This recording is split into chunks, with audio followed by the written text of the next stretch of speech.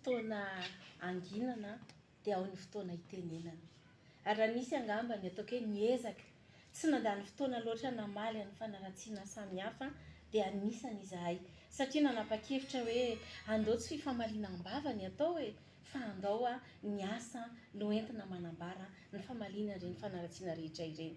Nizatra tsikaritra ankehitriny dia toa tsy zakandra malagasy rehefa nomena fahafahana be loatra amin'ny fahafahana maneho hevitra.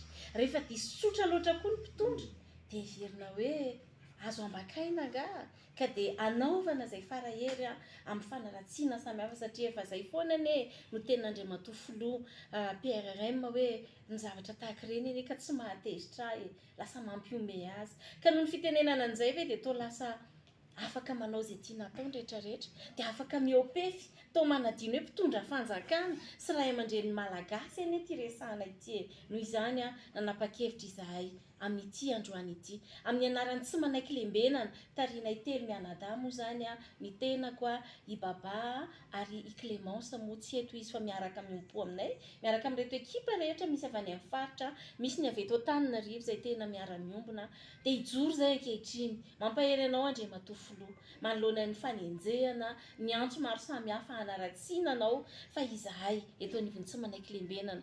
Hatrany am-boalohany efa faly tamin'ny nahatongavanao namarana ny tolona niaraka taminay ary dia mbola manohana anao hatramin'ny farany.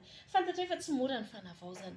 Tabataba isika hoe esoro ny firongony esoro zatsy esoro zaroa ary toa tsy mahasahakory toa ela loatra izany fanavaozana izany. Fa rehefa izay manana fahasahiana tokoa raha ilay olona miditra amina fanapa-kevitra tena any amin'ny faratapony dia mivadika fanaratsiana indray toy ny satria hoe tsy zaka ny miaiky hoe tena efa manomboka misy fiovana tokoa tena efa toa mandeha tokoa ary raha zavatra nikajiana tanatin'ny 20 taona no toa manomboka misy mivaha efa bolana monja ka dia mijoro izay ankehitriny milaza fa manohana anao Andriamatoa filoha ao an-damosinao ary ama-kristianina antsika tena mitondra ambavaka anao atontosa tsakany sy andavany ny andraikitra napetraka aminao dia ny fanavaozana nyity firenentsika izay efa nambakaina nompitehana natao tsinontsinona ary nampisotroana tikanjo nandritra ny taona maro izay fotoana izao ahafahana manohana anao ahafahantsika ho tonga amin'ny tena fanavaozana marina. Tsy vita ao anatin'iray andro ny fanavaozana fa izay dia manome toky